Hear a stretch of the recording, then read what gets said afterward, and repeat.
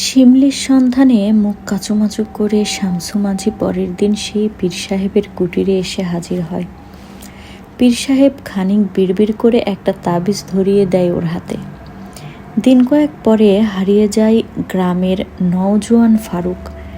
একদিন বলেছিল, আমি পীর সাহেবের খাস মুরিদ, ওনার সাথে একা একটা রাত কাটাবো, এলম শিখব। তারপর আর দেখা মেলেনি। লোকজন এবার ধীরে ধীরে ভয় পেতে শুরু করে। পীর সাহেব খুব একটা যে সহজ মানুষ নন সেটা সবাই বুঝতে পারে। ধীরে ধীরে ওনার কাছে মানুষের যাওয়া বন্ধ হয়ে যায়।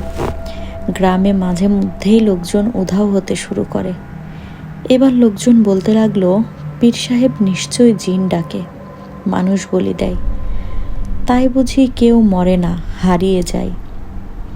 কি করা যায় বা না যায় এইসব ভাবতে ভাবতে একদিন সাহস করে পাটুলিয়া গ্রামের দুজন তরুণ মিলন, বাদল আর ডেপুটি সাহেব ঠিক করলো তারা একদিন রাতের বেলা পীর সাহেবের কুটিরে হানা দেবে। যাই কারচুপি করুক না কেন সেটা ঠিক ধরা পড়বে। যেমন ভাবা তেমন কাজ।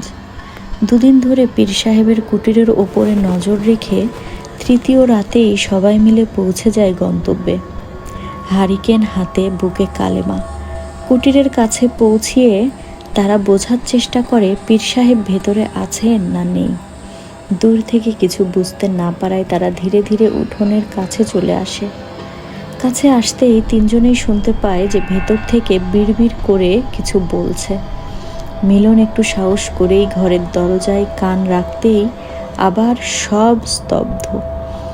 প্রায় 15 মিনিট এভাবেই দাঁড়িয়ে থাকার পর তিনজনেই শুনতে পাই ভেতর থেকে কাঁদো কাঁদো গলা, আমাকে ছেড়ে দাও, আমি আর পারি না। সঙ্গে সঙ্গে আরেকটা গলা, কুরআনের আয়াত, কিন্তু উল্টো উচ্চারণে, নাউজুবিল্লাহ। তারপর একটা হুঙ্কার, এক লোহময় সবার হারিকেনের আলো নিভে যায়। আর তখনই কড়মড় করে বাজ পড়ে, ঝমঝমিয়ে বৃষ্টি শুরু হয়। কাল বিলম্ব না করে মিলন, বাদল আর ডেপুটি সাহেব উল্টে পায়ে ছুটে বাবা গো মাগো বলে গ্রামের ভেতরে দৌড় লাগায়। গ্রামে ফ্রি তারা সবার বাড়িতে ধাক্কা দিয়ে কি দেখেছে সেটা বলে। রাতে যদিও কারোর আর যাওয়ার সাহস হয়নি পীর সাহেবের কুটিরে। সকাল হতেই গ্রামের মানুষ সবদলে পৌঁছে যায় সেই গ্রামের প্রান্তে পীর সাহেবের বাসায়, যেখানে সে বাসা বেঁধেছিল। ওখানে পৌঁছে দেখা যায় পীর সাহেবের ঘরটা ধোঁয়ায় কালো হয়ে গেছে। সারা রাত বৃষ্টি হলেও এক অদ্ভুত ছায়ের গুঁড়ো ঘিরে রেখেছে ভেতরটা। যাওয়া ঠিক হবে কিনা এসব ভাবতে ভাবতে ডেপুটি সাহেব সাহস করে দরজায় উকি মারেন। ভেতরে কেউ নেই, শুধু একটা পিঁপড়ের লাইন টেনে নিয়ে যাচ্ছে ফারুকের হাতের আঙুল। আর দেয়ালের গায়ের রক্তে লিখা, খিদে মিটল না, আবার আসবো।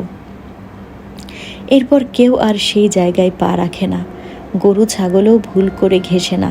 সন্ধ্যার পর পাটুলিয়ায় এটাই নিয়ম, বাতি নেভাও, দরজা বন্ধ করো, আর পীর সাহেবের নাম ভুল করেও মুখে এনো না। তাই এই গল্প যখনই কেউ বলে বাতাসে শীত নামে। পুকুরের ধারে দাঁড়িয়ে থাকা বটগাছ যেন নিঃশ্বাস ফেলে, আর রাতের কুকুর হঠাৎ কুকড়ে ডাকে। এতগুলো বছর পেরিয়ে আসার পরেও লোকজন শুতে যাওয়ার আগে বারবার দেখে দরজা জানালা ভালো করে বন্ধ হয়েছে কিনা। কারণ পাটুলিয়ায় পীর সাহেব ফিরে আসতে পারে যে কোনো রাতে।